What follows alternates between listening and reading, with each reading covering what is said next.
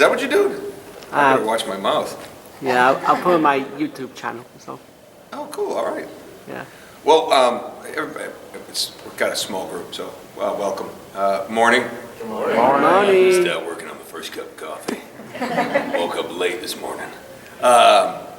As you guys know, I start every one of these sessions off going, I got nothing really. I just like to open up to questions. Anybody has anything to ask about any of the stuff I've done?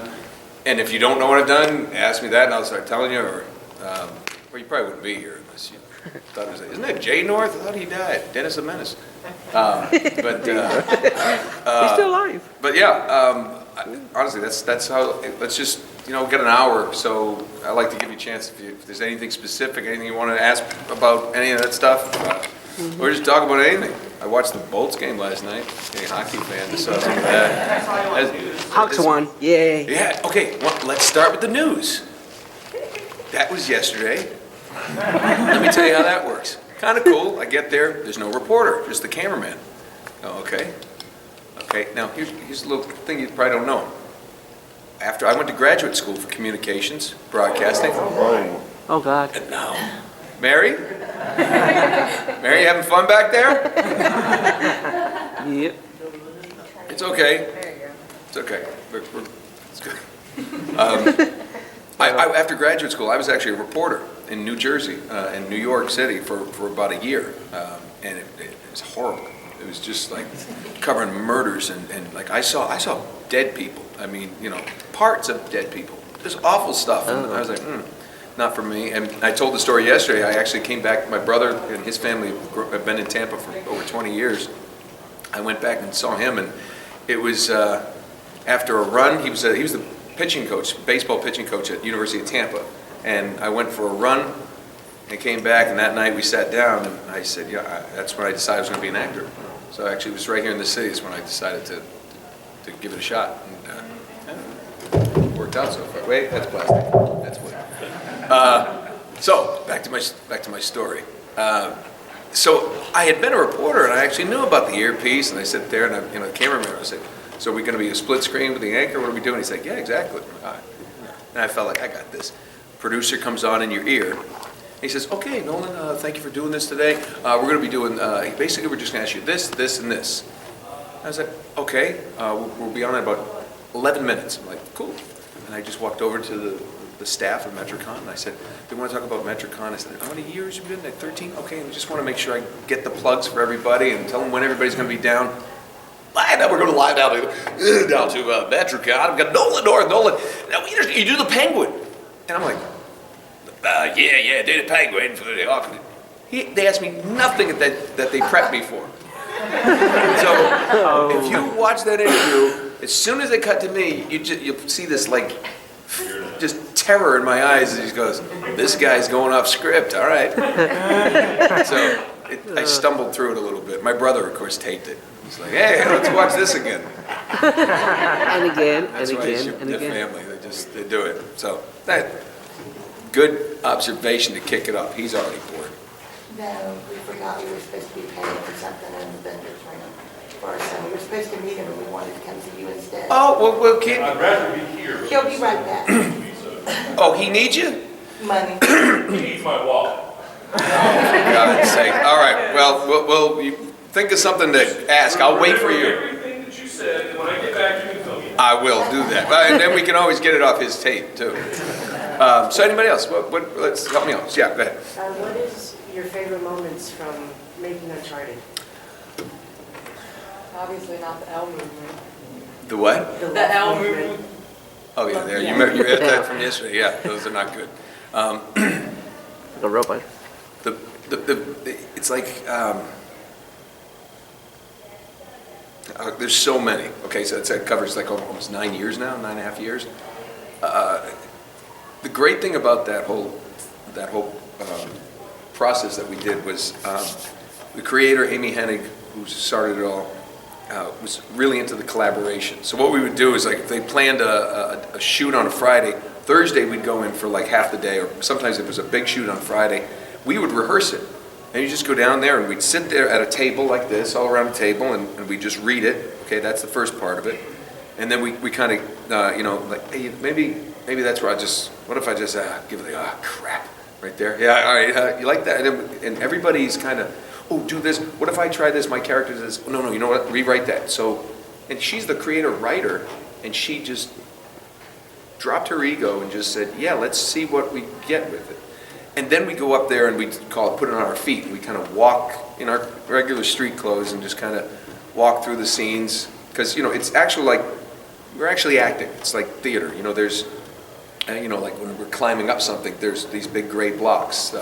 You see a lot of this stuff on the internet. You can look up motion capture, performance capture. Mocap suit. Mocap suit, Uncharted. You'll see a lot of the behind the scenes stuff. And it's pretty ridiculous when I told you yesterday where put a gun away and it's a guy grabbing the gun because if you put a holster here, it covers some of the markers that the computers have to pick up. So, but any of those, favorite moments are just the kind that we'll probably never make it into the game because we were laughing so hard. But it's fun. It's funny. So we go in there the day of and specific moments. Graham McTavish, who played Lazarevich, and then he was Cutter in the third one. He's just a really good friend of mine. And one day we had, every now and then, it required us to switch roles because, and that's another little inside thing. Sometimes Elena's doing something, rather than hire someone else in a suit, I became a guard on the other side. Like I might be behind Marlo, when she throws remember the scene in Uncharted 3 where she goes to kill Cutter and she throws the match down? Well, I was one of the guys doing all the gasoline cans of gasoline to her left and right. Because you don't need, there's nobody's face. And they can basically put any skin over anything. Which is another story that nobody knows, but I'll tell you about that. You'll never see it, but I'll tell you that in a minute. But we did this one time and Richard McGonigal, who plays Sullivan, my kind of mentor, he was the guard. And we all had like our little funny thing we would do to make ourselves different, like a physical signature. Like my guy had a little bit of a limp. So rather than walk like Nathan Drake, I walked the guy, I'd be like, So if you ever see a guy limping in Uncharted, that was probably me doing that. Just because I think it was funny. And it was like, I just want to do different. And then it became a big joke, and they'd all go, oh, why are you doing that? Guards don't limp. I said, guards get shot all the time. And they come back. It's okay. But McGonagall, I remember we turned and we had to come up around this thing, and there was supposed to be a guard there. And Richard McGonigal just kind of turned, and he's a big guy. And he had this big head, and he had this, he looked like a gorilla. And we were supposed to all right, pal, easy. And instead we just burst out laughing. We could not shoot that scene that day. We tried it 10 times before they just said, you know what, move on to the next scene, we'll get that next week. Because we could not stop laughing. And to this day, I'll see him, I just go, I could, if Graham McTavish walked in here and I went, he'd go, no, oh God, Sullivan, yes. It was talking about changing skins. I went to the Uncharted 2 rap party. Finished, everybody's excited. They said, come here, we got to show you something. Show of hands, who played Uncharted 2? Okay. There's a scene in it that you'll remember, and I'll just tell everyone else, where Drake shows up to Chloe's hotel. Chloe shows up to Jake's hotel room. Chloe's another character, very seductive Aussie accent comes in. And basically, he's like, what did you do? You're going to blow it. And she's like, relax, he won't know anything. And it ends with she kind of pushes him down onto a bed and kind of climbs up on top of him. He won't know a thing. And there's as she comes, they come in for the kiss, the camera pans up to the window, and then it cuts to another scene. But you kind of get the idea. Yeah. At the party, they had swapped her skin for Lazarevich, the Russian 6'6" mercenary murderer, God. big boss. And he walks in, and then they got Graham, and they didn't tell me about it, just as a goof in the voiceover booth to record her lines. So he's in there going, Drake, don't, she won't know. And it comes in for the kids. It's the most disturbing image you've ever seen. I wish people would see it someday. Naughty Dog, God love them, they wanted to add it in as the DVD extra, but Sony said no way. Oh my God. Maybe that should end up online. Maybe someday it'll end up online somewhere. They won't even let me have one because they know I'll leak this. I'll leak it. I have to go to the offices and sit in a locked room with a guard to watch that. Oh, God. That's the worst. But it's very funny. It's pretty much all funny games. Yeah. Any chance you might make a cameo in the Uncharted movie? You know, I've been approached a while ago to do that. The one thing I told them was I don't want to be what I said yesterday, the Where's Waldo guy. I don't want to. I think it's looking more and more like it might be Mark Wahlberg who wants to do it, and I don't want to just walk up to him and just be like, "Your coffee, Mr. Drake." Like Stan Lee in the Marvel movies?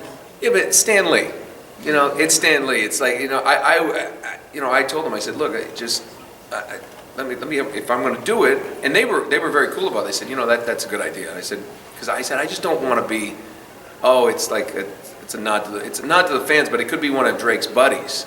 Maybe the movie has something where he's sitting with some friends, and maybe it's one of his pals, or like the bartender just give me a scene. I don't want to just be, I don't need to be in a movie because I want to be in a movie. I've been in movies. I've done that. It's like and here's the thing.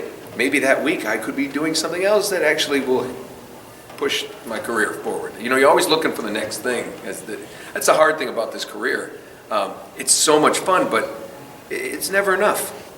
It's like you can be on the greatest job and you're like, okay, what's next? When this ends, because you always try to find your next job while you have one. Good idea. Probably pretty good advice for any job. But yeah, I hope so. I hope I can do something of import, for that and help it out.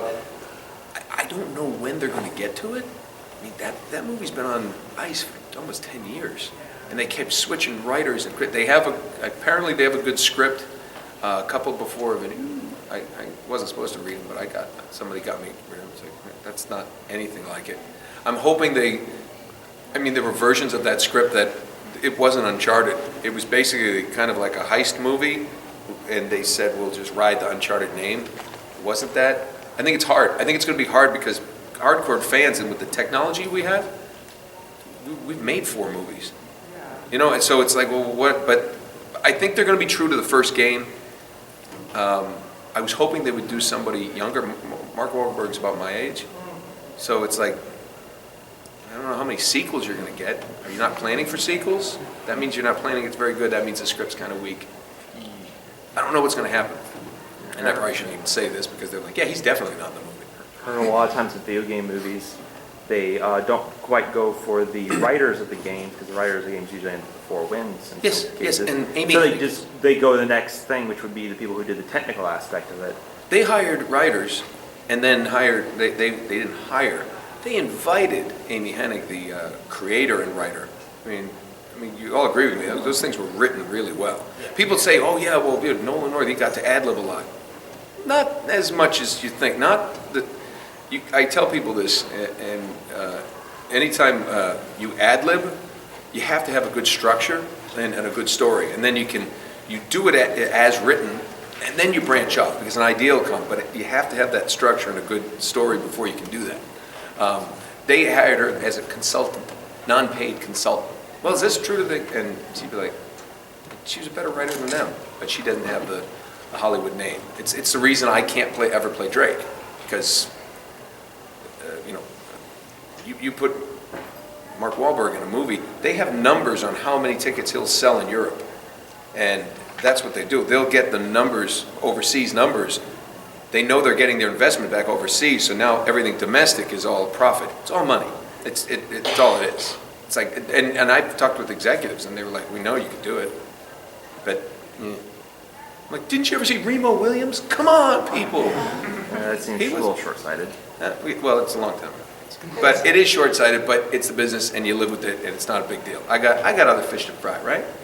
You were next, yes. How did you feel when you found out that you were going to be voicing Oh, I loved it. Which one? When I first found out about Deadpool and Hulk vs. Wolverine? Hulk vs. Wolverine movie, the DVD movie, the producers of Wolverine and the X-Men TV show were the same producers, and they hired me to come in and actually redub the movie.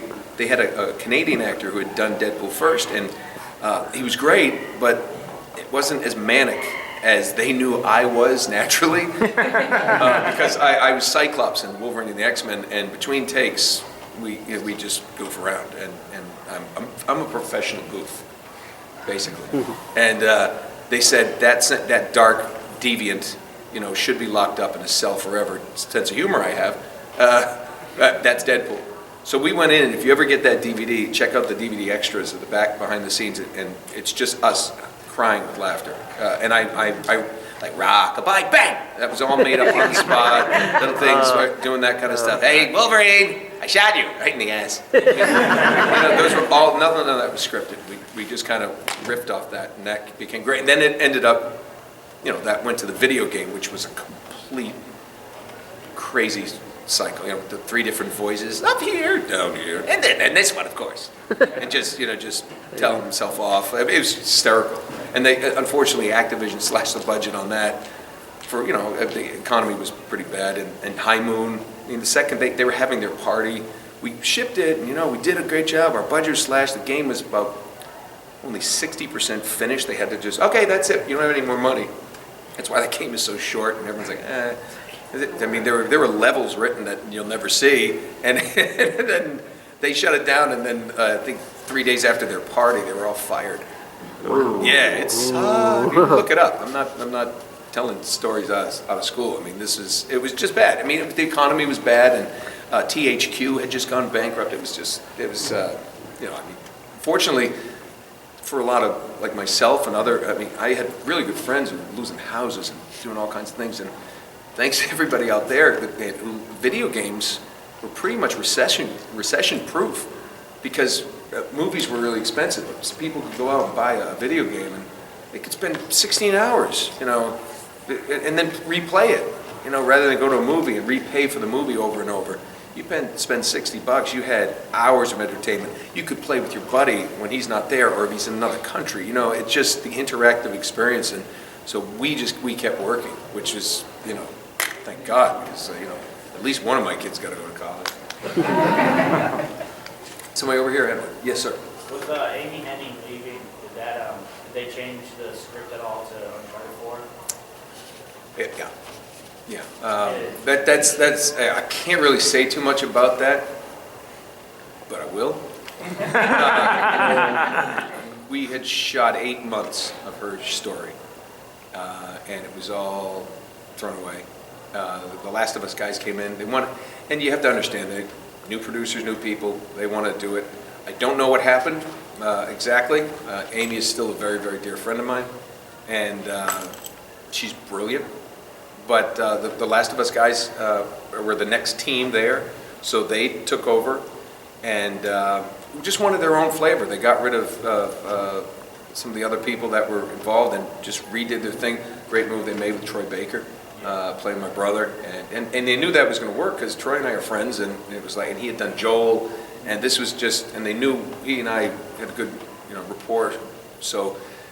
And it'll be fun. It's going to be a good way. The tone, I think, is going to be slightly different. Has to be, It's like you can't have a Robert Ludlum novel is not going to be the same as Stephen King.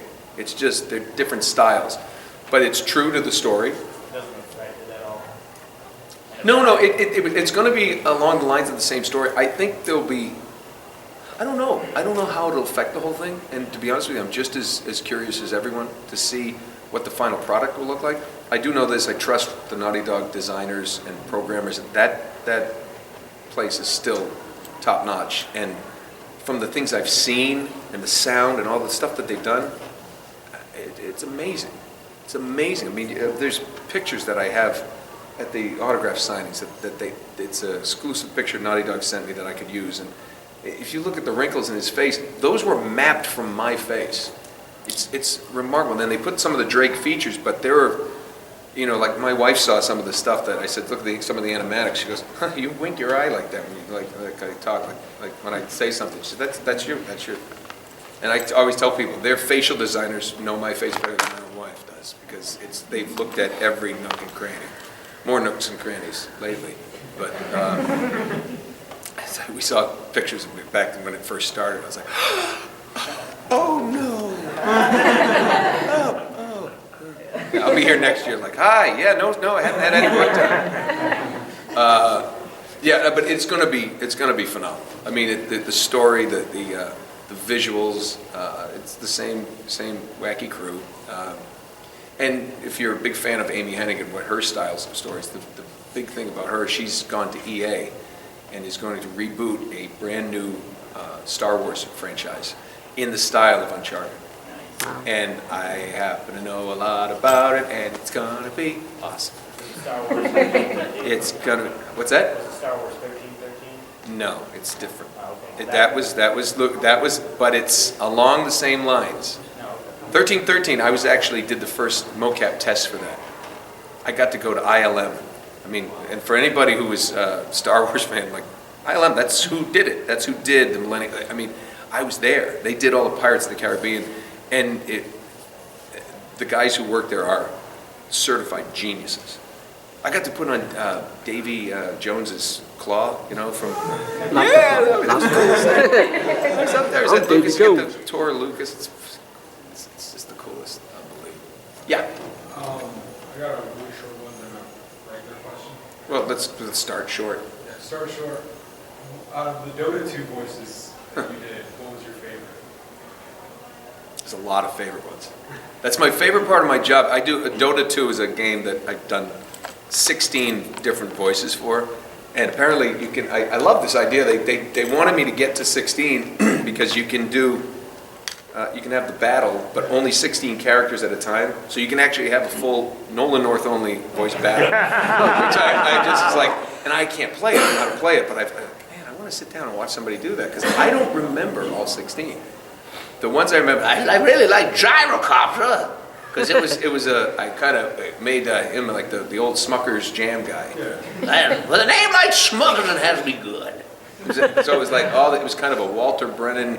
Find a lot of inspiration from old movies. And a lot of voice actors do that. You go back and watch some old John Wayne movies, you'd be like, hey, that Colonel.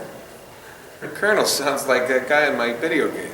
You know, because you take some of those guys who talk like this. They had a lot of character in their voice. They were allowed to overact. So we did Gyrocopter. I also like the Ogre Magi with the two heads. You know, like, no, we all go that way. No, this way. No, that way. No, we'll go over here. You don't know what you're talking about. and I like doing it because it was fun to do it that way. Because they always say, well, we should just do all these lines, then these lines, and we'll just cut them in. I'm like, nah, let's do it this way. It's more fun. So. And the long one, what was it like to be coached by Volition to do an entire voice pack for Saints Row 4?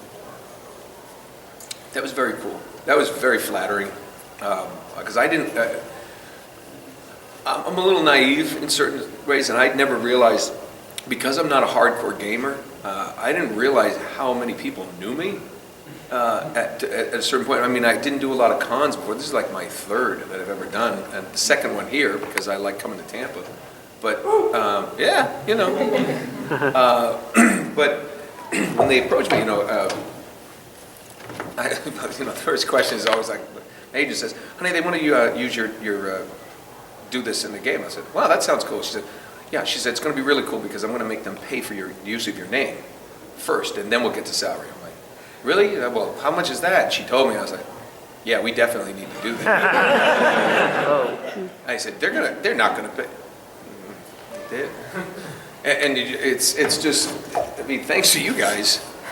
One of those kids will go to college. The other one will help me pick up a new car. Because he can work. He's so no, it was amazing. It was flattering. And then, the fans responded and loved it. And, people then actually would tweet me or send me, like they'd make a huge black female character with my voice. And it was awesome. And then there'd be like the skinny little male character, but he had these, and just the zombie, but they used my voice, and it was like really cool.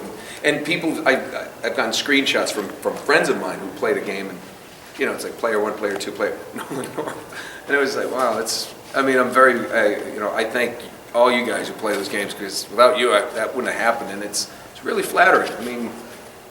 Nobody else has done it, but it was really cool. It was very, very cool. I only wish my kids found out about it, but I won't let my 12-year-old play Saints Row. Because, my wife will walk in and go, why is he killing people with a big purple penis? It's life, honey. You gotta learn something. Yeah, right there. Yeah. So Uncharted, it goes to all sorts of really amazing adventurous places. What is the most adventurous place that you've been personally?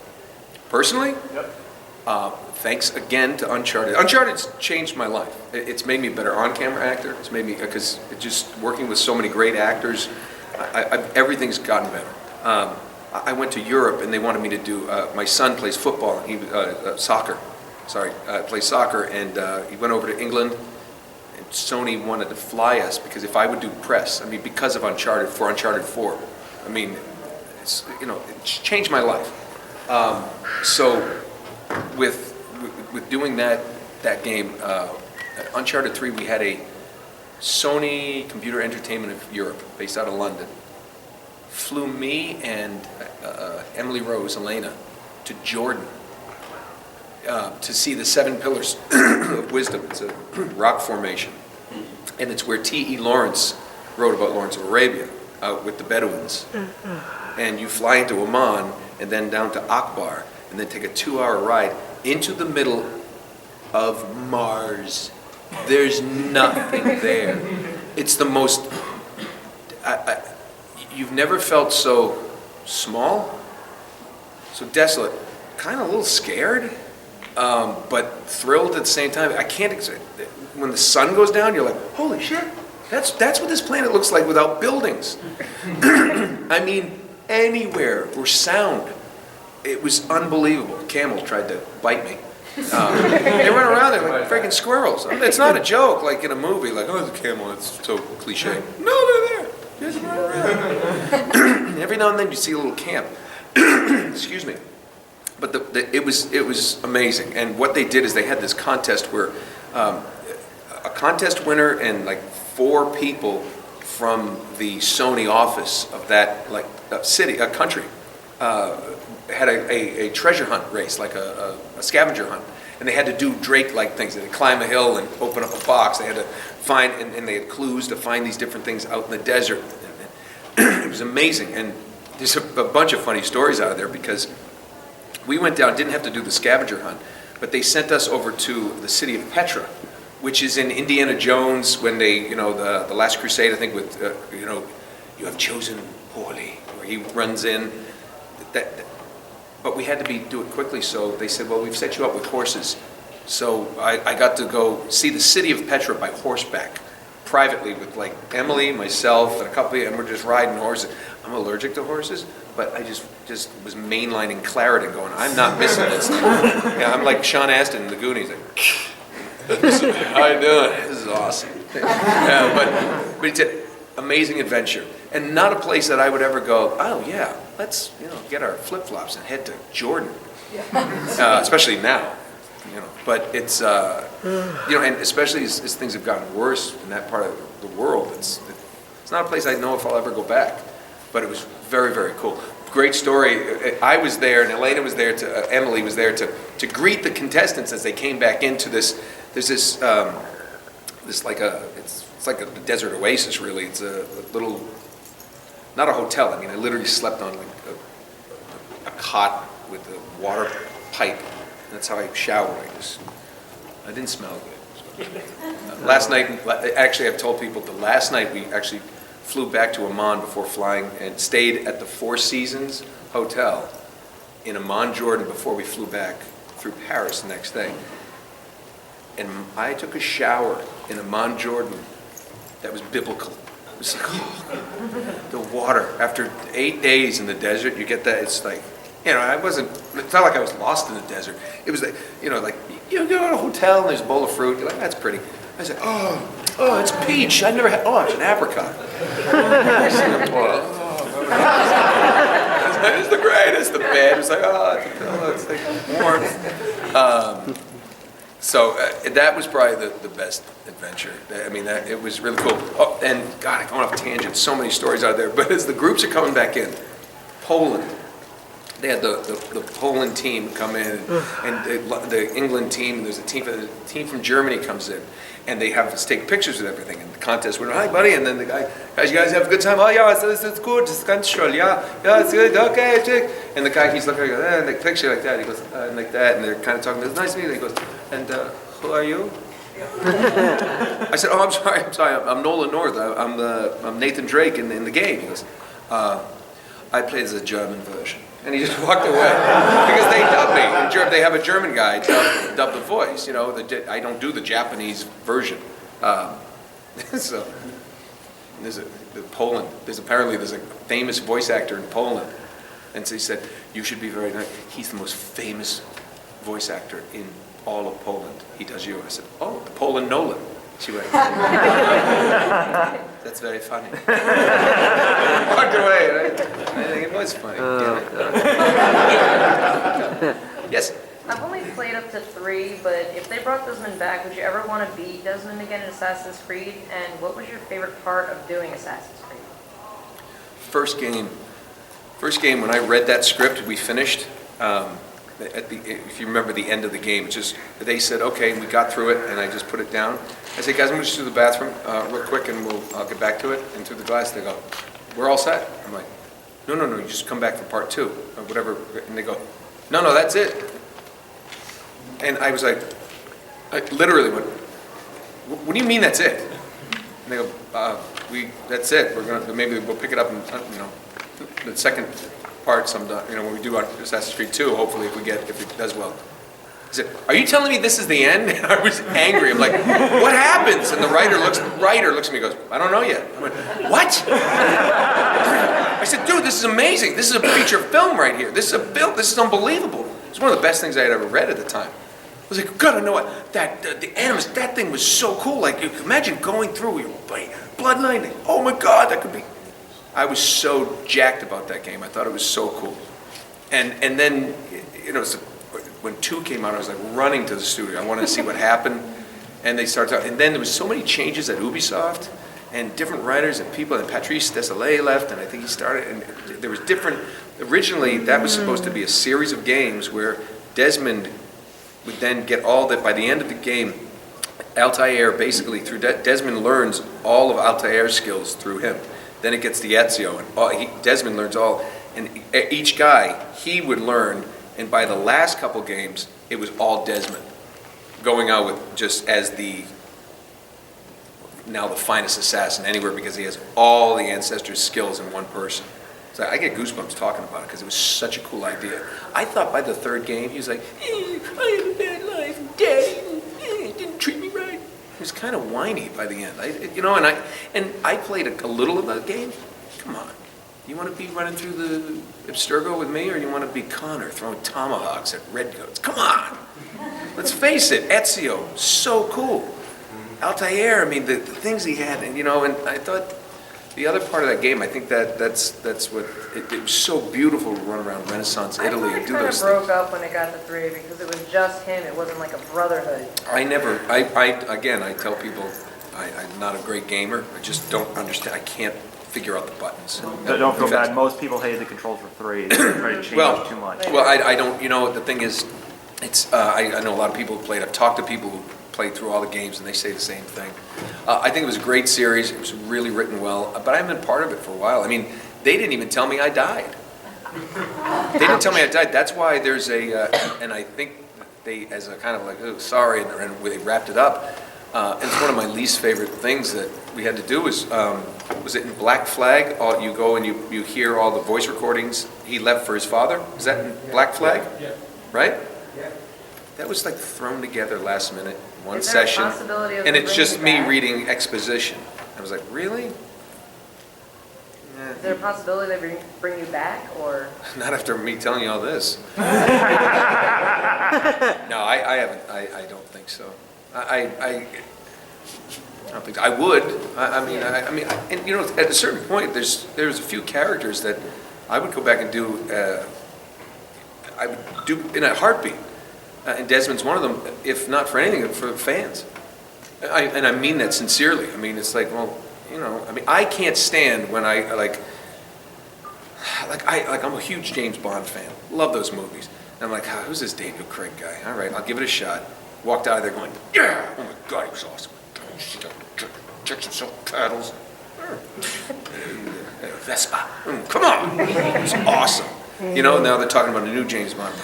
Let's talk about Jason Statham. He'd be a good James Bond. I'm like, no, I don't think so. Everything he says is annoying. Give me a vodka martini, shake it and stirred. I'll kick your throat in.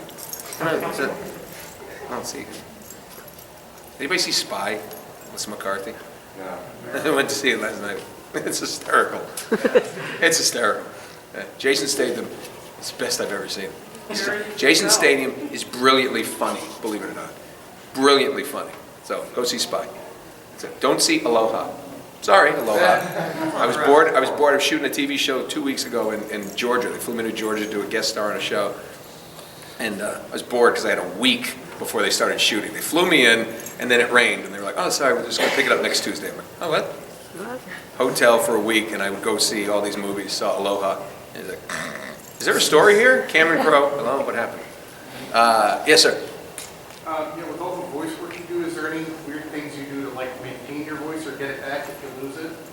No. No. It's a great question because a lot of people do. I wish Fred Tatasciore, my friend, was here. He's got like Chinese bottles with Chinese writing on it. This liquids he drinks. And I'm like, I don't know. It's like, oh, it's like a heroin milkshake possibly. I have no idea what's in that bottle. I can't read a bottle. I mean, even if it says sodium chloride nitrate, well, I know that's English. But when it's a bunch of, not gonna. You know, when it gets a little scratchy, you can get a little. What's it? Bigelow lemon lifts with a little honey. Honey's always, you know, that kind of coats a little. There's something called Singer spray. It's just a spray glycerin. There's an old school. One thing I do honestly, and people say, hey, do you have any tips for a voice actor? Saline nasal spray, and it's actually a tip for anybody. A lot of guys in the industry got into neti pots, you know those things, and you kind of cleanse out your sinuses. Oh god. It's a pain. You got to get the right amount of salt or something, and it burns. And my doctor was just like, saline nasal spray, like a couple bucks at the grocery store, or in a couple shots, a couple times a day. Keep it in your car and hit it. Keeps the nasal passages moist, and infection can't get into moist tissue. Apparently, that's what he explained to me. Just can't do it. Viruses don't adhere. You blow it, you sneeze it out, or whatever.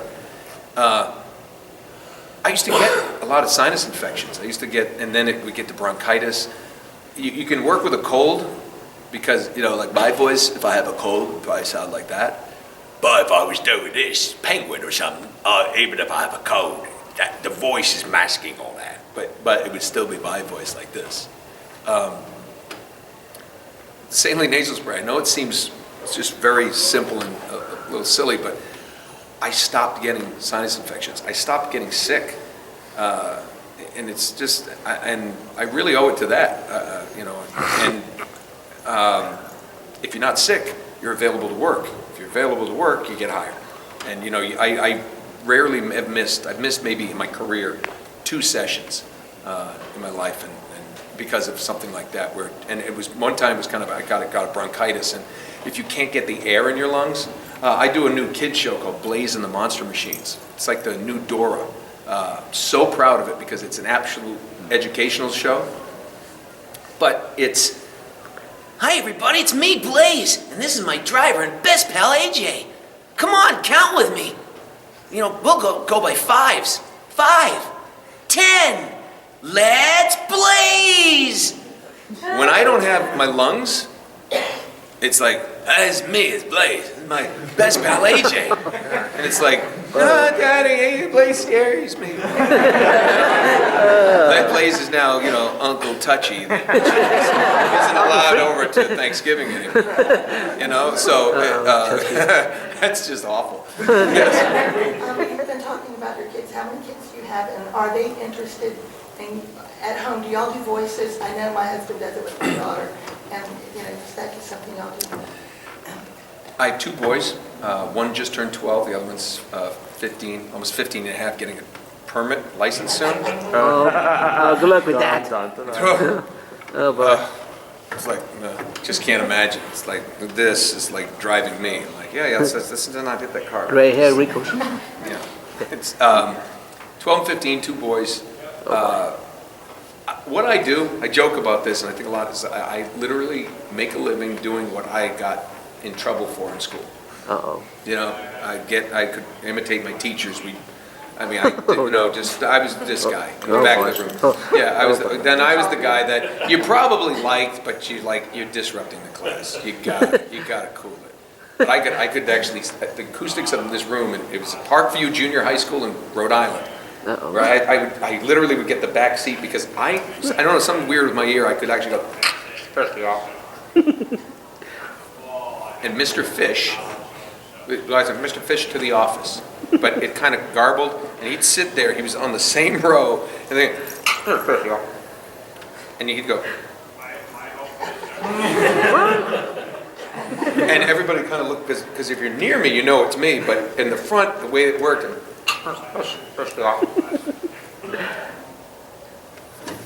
we just says, "Be quiet. I'll be back in a minute," and get him to leave. And then I'd be like laughing about it. Everybody like talking. All of a sudden, you'd see all my friends would go like that, and he'd come in the back door and get me. After he had already gone down to the office and then realized I did it again. And then sometimes when they really did call him to the office, this was my favorite thing. He would just go. And he'd find me and he'd go, okay. And then he knew it was really them. What was the part of your question? Well, are they interested in going into voice acting? Do y'all do it Yes. at home? I read to them all the time, and I didn't realize I just loved doing it, but like, I would read all the Winnie the Pooh books as best I could like this, And then I'd get in here with Tigger, so Tigger would talk to Pooh, and he'd say, hoo-hoo, what are we doing here, little Roo? I'm like, oh, I don't know if we should do that, Tigger. I say, well, the owl would come over here and do something. And now Rabbit would come in, and he would say things, and then Pooh would say, well, that's all very, very nice, but I'd like a small smackle of honey. And I'd read all the Pooh series to them. Ew. So, because it was fun. It made it interesting. It was fun. So, what was my other fun? We used to do Robert the Rose Horse.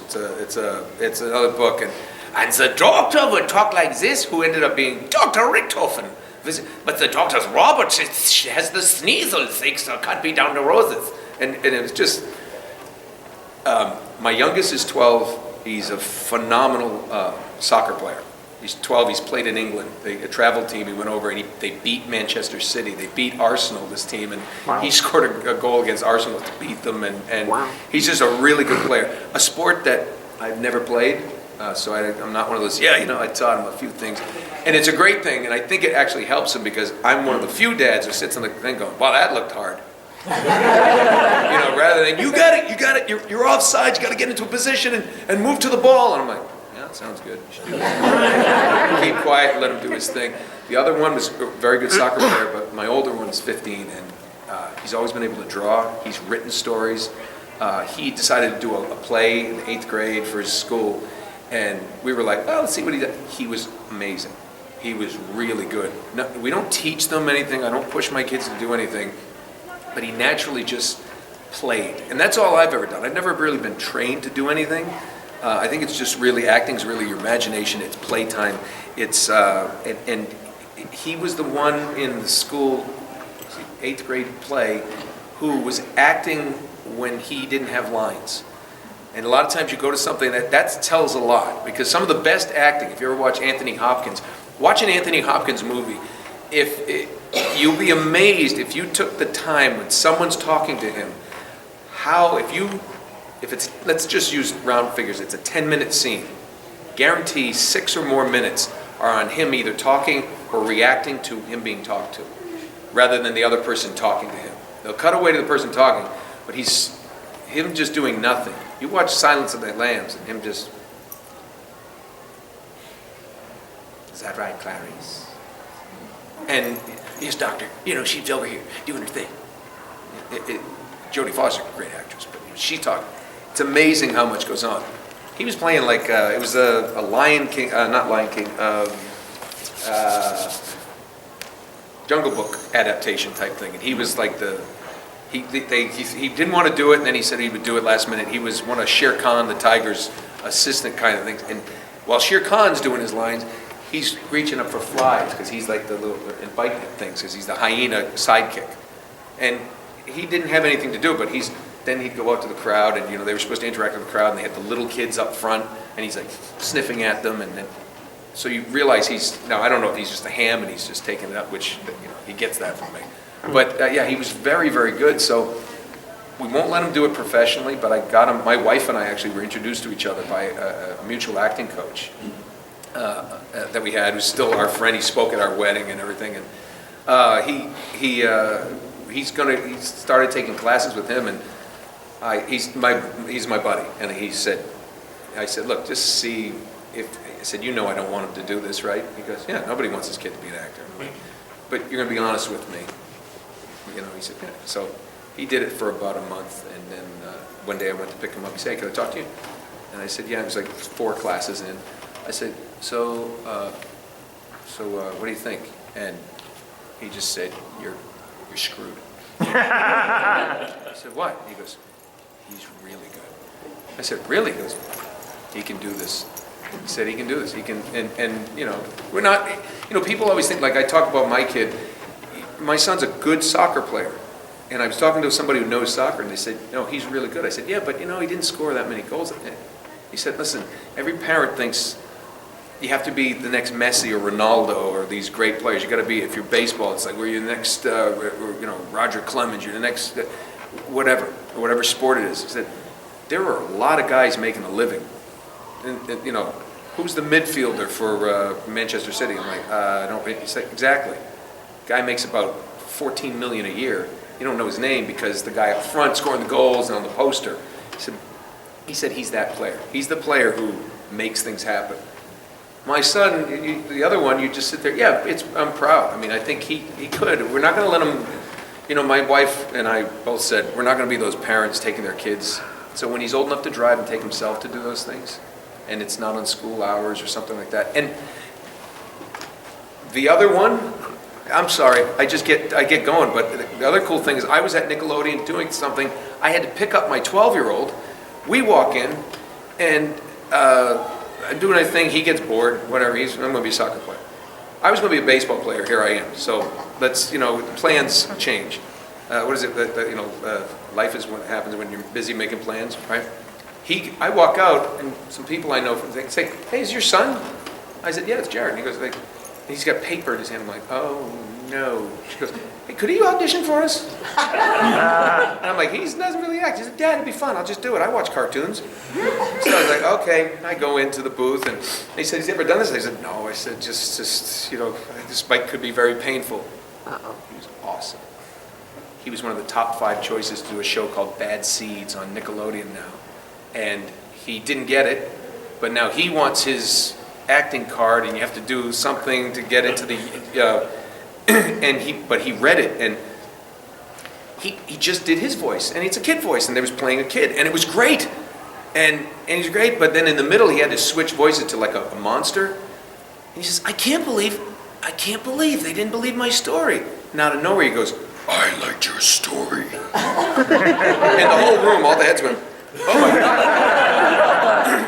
And even I was like, holy shit. And he went, is that okay? Can I do it again? And you're like, so I don't know. They both, and voiceover is the best place to start because it's not about how, it's not a huge, there's not crazy money involved. Kids work, it's a friendly environment. Yes, I'll let them when they get a little older. It's a business, and it can be a hard business, and I've seen some kids just get their head so far stuck, and it gets ugly. Hold on 1 second. I'll get to you in 50. I've recently been playing the video game Sphere, and I feel like, did you voice the character Team Onyx in that game, the fire team for a while? I don't think so. What's it called? Sphere. It was made by a middleware. No, I don't think so. I don't think so. Well, people trying to copy my voice now.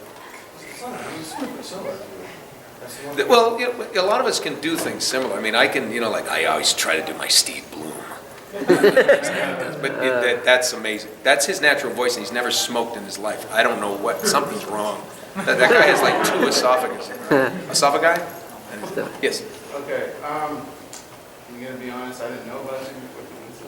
I didn't know about you. I'm actually glad. I've looked you up like this whole time, but going from the beginning where you say. So you just stumble into panels just like I don't know, he looks friendly sitting on the table. That's okay, man. Listen, you know, people come up to me like for some of the TV shows, I do a show called Pretty Little Liars, and they're like, oh, do you know who A is? And they're like, I'm sorry, and people are like, I'm sorry, man, I don't watch. I'm like, I don't either. It's really fine. It's like, it's okay. It's like, I didn't play that game. It's like, I didn't either. I don't mind. So don't ever feel bad. I mean, some people will ask you to leave, but. No, but I, like, by what looking up, I respect you. Well, thank you. But from the beginning where you said that you want to become an actor when you decided here in Tampa, from that moment till now to being in Titanfall, Halo, Uncharted, you know, Assassin's Creed, those mainstream games, basically. How do you feel personally to go from I'm just going to become an actor to now being in our homes every day, you know, us playing Halo, us playing Uncharted, us just hearing your voice on an everyday basis? How do I feel? Yeah, how do you feel? Blessed. I'm blessed, man. I grew up, I mean, I've been able to, wow. You know, I sometimes I try not to think about it because dude, you don't know who I am, you get me choked up.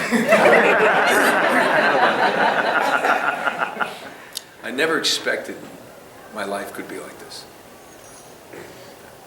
I didn't. I thought I'd be a baseball player, went to North Carolina, played on the baseball team, wasn't that good. It was supposed to maybe get to A-ball or something like that with the Braves, actually, and then that kind of fell apart. I hurt my shoulder, and I didn't know what I wanted to do.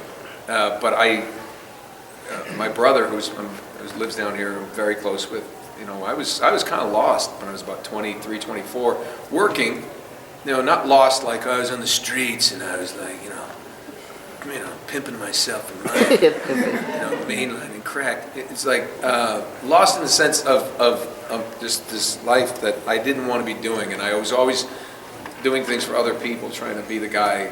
I had a girlfriend at the time, and I'll whatever she needs, and I'm going to be that guy. And my parents want this, and I'm being stretched from different ways, never living my life for what I want to do, and because I didn't really know, and it was a time down here of serious self-reflection where it's just like, is this what I'm going to do? Is this my life? And you know, my brother helped me just say, if everyone, he actually said this, like, if everyone were dead, everyone were gone, and you're alone, and your friends, and you just dropped in the middle of nowhere, what would you do? And I said, well, I don't. He said, no. He said, tomorrow night we'll sit down and we'll talk and do that. You said, take a day. He said, really think about this. The next day, that's what I said. I went for a run, and I'm not like a runner, not that guy, but it's like, it's funny, I was Forrest Gump. I was running, and I just running because I was just exhausting myself, and you know, I didn't want to sit somewhere and like, you know, like meditate over the whole idea. I just ran, and I you know, stopped and walked when I got too tired, but then I would run. And that's when I came back that night, and I thought that's what I wanted to do. Because some of my best memories, I realized, were entertaining my family. We used to do something at, there was a show that, you know, we're all probably all old enough. Remember Make Me Laugh? Remember that? It was a game show where a contestant would have to sit in a chair and not laugh while comedians and celebrities tried to make them laugh with jokes or whatever. And I remember my dad would always nobody could make me laugh, but my dad would come up and say the F word in my mouth. My dad said the F word in my mouth. We were a very odd family. My dad would say the F word, whisper the F word in my ear in front of my family, and I burst out laughing. I was like, because it's a bad word. 5, is there anyone right after me? Oh, okay, well, I was late for Scott. So, anyway, to your question, how do I feel, all that stuff. My dad whispered, I could do that. I could make the family laugh. I could do my Uncle Bob from Danvers, Mass. I could do all these, I do impressions, you know, we do Paul Lynde and all those things like that. You know, I mean, the Hollywood Squares, all that stuff was so much fun. And I knew and I was a reporter at the time, and I was like, I don't want to report the news, I kind of want to be the news. I didn't want to be famous, but I knew I could do something. And I had this, and the day I made the decision, the funny thing is, like, some people, very religious people will say your instinct is God speaking to you, and if you're not into that kind of thing, but there's some kind of universal force and electricity and energy, something, your gut is never wrong. I really believe that. People say, man, you took a one-way ticket to Los Angeles at some point with a bag of clothes? And nowhere to go? No, you didn't know anyone? Man, that's really brave. I had no doubt I was going to work. Maybe it's just the arrogance of ignorance, but I had no doubt. And man, now to look back almost 19, 20 years later, to go and be able to sit here with fans and you know, hopefully new fans who are Googling me now. No, it's blessed is the only thing I think about. It's just, it's like I've been able to support my family, my wife and 2 kids, and have a home and dogs, and I've done it without pouring a drink for 20 years again, which was fun, by the way. I got there, I called friends, you're not gonna believe this, I'm reading for Friends, I'm on the Warner Brothers lot. It's unbelievable. Like, you gonna be on Friends? I'm like, no, I didn't get the job, but I'm on the lot. I mean, they're like, oh, it's so cool. And it was just, so to be here, to do this, to have people come out and actually want to hear these stories, to be able to sign a picture. I mean, I remember the first time I signed a picture for someone, I was like, I've devalued your photo, I'm sorry. But it's amazing. And I just hope I get to do it for a long time. People say, do you have a retirement plan? I'm like, yeah, don't retire. Voiceover is the best. I want to do more. I'm doing more. I do everything. The motion capture stuff is crazy. I think I'm going to be doing 4 motion capture games this year, starting them. That'll go for a couple of years. The voiceover, I mean, I think I have 11 or 12 cartoons running on DreamWorks, Nickelodeon, different things. Wow. The great thing about my job is I'm not always the lead character, but because I have a pretty good range, I'm the side character. Anybody see Sanjay and Craig ever on? Yeah, I do Chicken Chuck, and Davy Richard Dixon. Oh, and then if they need other guys, I'm the little guy's dad, Carl. I mean, you get to play these multiple characters, because the thing is with animation, 3 voices is 1 session payment. So if you can do 3 characters, some people can only do 1, or it's the same payment. So they're like, I'm economical, is what I'm saying, and it's cool. So I know I'll be doing more Teenage Mutant Ninja Turtles. I do the Krang for that, and then there's a new character I'm going to be doing that I think people are going to really like. It's just whatever they get, and I don't want to stop. The hard, like what I was saying, the hard part of my job is you're always going to the next. So people kind of think, hey, aren't you ever satisfied? And you're like, I am for short term, but you always got to get to the next thing. So so I'm just going to always keep trying to get to the next thing and making people happy. Is that pretty much my time? Well, you could keep going until he comes in. When he's here, you let me know. He may come that way. That's awesome. I hope he does. Please let him come in, and when Scott gets here, I have to go because that's his time. But I'll keep answering questions. I'll get to you if I. I've seen a lot of people making an Assassin's Creed movie. Any chance you're going to be involved in that? I would love to be, but I haven't been approached at all. But Michael Fassbender I love Michael Fassbender, and I think he's like on top to do something. And I will be one of the first people to buy a ticket to that movie, because I was telling you earlier, I love that first script, and if they stay true to that kind of story, love that. Same thing with Deadpool movie. I have no involvement in that, but I think Ryan Reynolds is fantastic. I think he's going to knock that out of the park, because he's also a major Deadpool fan. Has all the comic books. He does. I think he may actually have bought some of the rights to that, or tried to. He's a massive fan. And I think he maybe got the first right of refusal rights from Marvel like if I don't decide not to do this when you do this movie, I have to okay it. Yeah, no, I think it's going to be great. What would you want to ask? Did you see your family, or have you seen your family? Oh while yeah, you're in no, town? that's one of the reasons I come here. He picks me up at the airport, takes me back to the airport. My sister-in-law and my niece drove me here. They're all been from here the at the area. convention at all? No, because they were all working, and he actually even had to work today. He works at an elementary school, and he's the baseball coach at Gaither High School. Oh yeah, I know. And my niece and nephew went there, and so they. That's a shame. And I don't like them. I don't like them to see.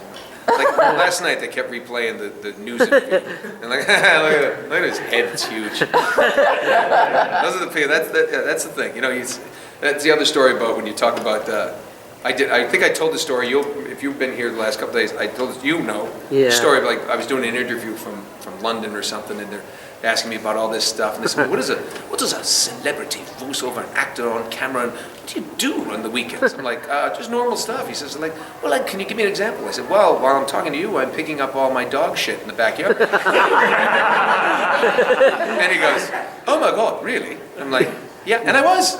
Walking around with a bag, I'm like, yeah, somebody's got to do it. The kids wouldn't do it. And I have big dogs. It's everywhere. What kind of dogs? Great Pyrenees that looks like a white Saint Bernard, and a big kind of Newfoundland, but he's a mix. He's a Newfoundland part retriever. He was at a kill shelter, and I had to rescue him. Damn, big dog. He's huggy. Yeah. Between characters you play like Deadpool and Nathan Drake, what's your favorite kind of trope that you like to play? Like a funny guy, like a serious, like big actor? That's a good question. Uh-oh. I like the twisted ones. I like some. I like the guy. I think my wife says it's because I have brown eyes. And she says you're a sweetheart. She said, but you got a dark side. Uh-oh. And she said, and that comes through sometimes in your eyes. Like I'll play a character that you're like, I like him. Do I like him? That's the best when you're not quite sure. And sometimes it really is the color of the eyes. You'll notice a lot of like Captain America. He's got big blue eyes. You know, some of those guys. There's a gentleness in a blue eye. Like remember Redford. And Paul Newman. But Newman had that. Newman was. Those are two of my favorites. So I got to meet Robert Redford. That's a cool story. I was at a studio and I was talking to actor Stephen Root. You know Stephen Root? Look up Stephen Root. Phenomenal character actor. He was Jimmy James at News Radio. He did all this stuff, and he's doing his stuff. What's that? Office Space and my stapler. Yeah, I was a huge fan of his and got to meet him, and we just clicked. We became buddies, and we're the same agency. And he saw me at this thing. He said, "Hey, no, what are you doing here?" We're just talking in the studios. Have these little kitchens, the voiceover studios, and we're just getting some coffee in between. He's in Studio A, and I'm in B, doing some stuff. And I said, "What are you up to, buddy?" He said, "Oh man, well, you know, I'm so excited. I'm doing a new Robert Redford movie." He said, "Yeah, they called me, and I had lunch with him, and I'm a huge Robert Redford fan. I'm going to do this thing." I'm, oh my God, let me know when that comes out. I'll keep an eye out for it. He says, "Yeah, blah, blah." Okay, well, I gotta go. All right, see you, man. Hey, let's get a beer. Okay. And he goes that way. And I literally went, filled up my coffee again, and I just turned the corner. I went into the lobby, and I just stopped. And there's Robert Redford. He's sitting right there. And right here is he's talking to an assistant, and I just was like, and it wasn't just that it was Robert Redford, but it's like, and he looked up, he goes, "Hello," and I go, "I was just talking about you." And he goes, "Really?" And I was like, "I'm sorry." I said, "I'm Nolan North. Nice to meet you." He goes, "Hi, Nolan." And he didn't say, "I'm Robert." He just said, he goes, "Hi, Nolan." And I said, "No, Stephen Root is here. He was just, he's a buddy of mine." He said, "Stephen's here?" And it was just, yeah. And you talk about how do you feel. Doing this, it's like, I get to meet and sometimes work with people that I'm like, oh, that I would stand in line to go, about to meet Robert Redford. Somebody tweeted that yesterday. And see, that's the thing with me. I got that. I looked at in line about to meet Nolan North, and I just saw on the Twitter thing, I'm like, oh my God. It's like, this poor guy. I'm the guy who picks up dog poop, but you know, it's very, very cool. So, but I appreciate everybody, and I think that's the thing. I think because I got into it later. Mary, Scott here? Okay, well, when he's here, just let him know I'm just vamping. And I don't want to seem Pollyanna or like that false humility, but I got into it kind of late, and somebody once asked me, how'd you become an actor? Process of elimination. I've done so many different jobs. Just get enough. I've been broke. As a kid, I was the guy who made the powdered milk in my house. Okay, because we'd get a gallon for the month. When that went out, and we'd make powdered milk, and you had to use the hose water because the house water was dirty. And that was, shake that up. That's why I don't eat cereal or drink milk anymore, because I hate milk. It's just, although almond milk, vanilla, oh my God, it's like the treat, and apparently it's good for you. That guy knows. Crazy and laughing. Yeah. Actually, my youngest son is actually kind of lactose intolerant, so. Uh-oh. He's like, Dad, we're going to get a burger? Yeah, no cheese, right? I'm like, yeah, no cheese. Oh, boy. So I have to get, every time I get a burger with him, I get no cheese. But I like cheese. I like a nice white cheddar, bacon. Let's do it. No cheese. Yeah. Do you have any more projects with Naughty Dog, or is this the last one For now, last one. I know they're doing Last of Us 2, but my character in Last of Us kind of met an untimely demise. What's that? You didn't play Last of Us? No. Late. I don't have PS3. You don't have a PS3? No. All right. Well, a lot of people here have the 4, so. Oh, you have the 4? Yeah. Well, Last of Us is remastered for 4. It's weird, so. I have it, but I haven't played it yet. Yeah, to borrow mine.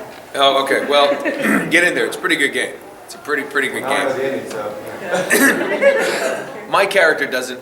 Things don't end up well, but it's. I don't know if it's well. It is kind of close to the ending, but I'm just a minor, really sweetheart of a guy.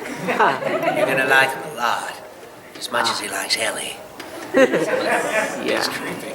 Yeah. What's it like when you come up with a new voice, or suddenly you're like, hey, I can use that as a voice? Oh, people always, I have friends who are like, I don't want to talk around him too much, because I listen, I hear different voices, but I'll do something with my kids, we're messing around, and sometimes they'll do something, I'll go, oh, that's kind of cool. Most of the time you create a character from the artwork that the animators send you, and it's like a little guy, whatever, you can go the opposite of that, you can add something to that, to make it bigger, scratchier, kind of back in the throat. That's the fun part of doing it, like that's why with Dota was so funny, because they'd send artwork, and you just kind of get to come up with it. Just you're playing. That's all it is. It's professional playtime, sandbox. But the more you get to do it, the better and better it goes. So, yeah. You finally have a question after all the videos. I know. Did any of the kids do any joke on you, like practice a joke? Like my kids? Yeah. It better not. No. I'm way better at it. Yeah, they try to do the voices like that. Say, no, they don't do that. No.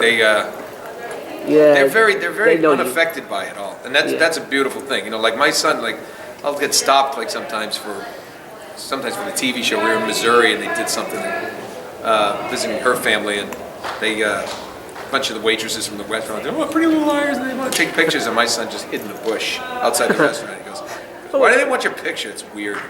And I'm like, "I know. I'm sorry." I said, "You're not even. They know you're not even her real dad, right?" I'm like, "Yes, I know." Yeah, you had a question right there. Are we good? We're gonna wrap it up Wrap up. because we need to let Scott's group. oh yeah. Oh, let's go. Okay. Thank you.